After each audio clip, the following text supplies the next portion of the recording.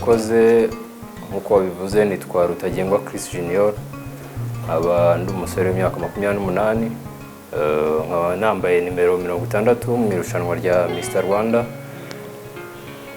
nkaba nishimiye kuba muri iri rushanwa. Chris Junior ntuye Kicukiro mu murenge wa Kigarama, nkaba mfite umubyeyi umwe papa, nkaba narasoje amashuri ya kaminuza muri Mount Kenya University, aba narize ibijyanye na logistics management. Murakoze.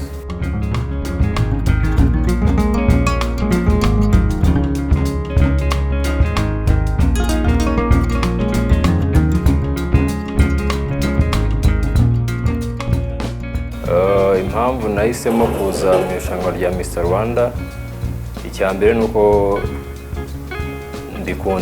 nkunda irushanwa iryo ryose kuko hari ubwenge risigira umuntu, hari experience risigira umuntu, hari new opportunities uhura nazo. Muri make icyambere cyatumye nza muri irushanwa nuko ndikunze, icya kabiri nuko nanjye ndi umusore wifuza iterambere ry'igihugu kandi dushobora kurigeraho tubinyujije mu marushanwa nk'aya ngaya.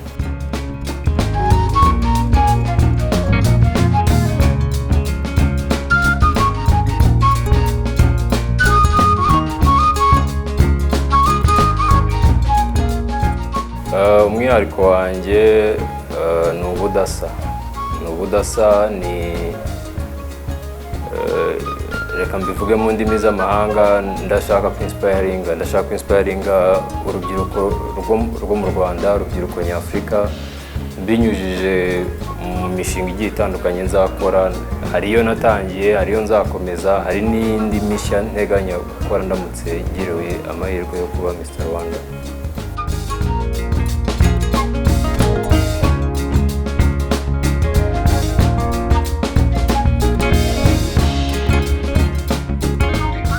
Icyiciro gikurikiyeho kirakomeye, ariko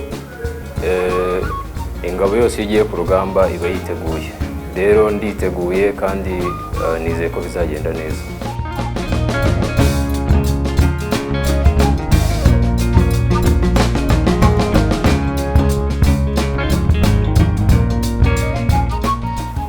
Abantu bakomeje kunshyigikira, icyambere nababwira ndabakunda kandi ndabashimira cyane ko bangiriye icyizere, hari icyizere bambonamo cy'uko nagira icyo mfasha urubyiruko. So icyo mbasaba ni ukuguma kunshyigikira kugeza ku munsi wa nyuma w'irushanwa.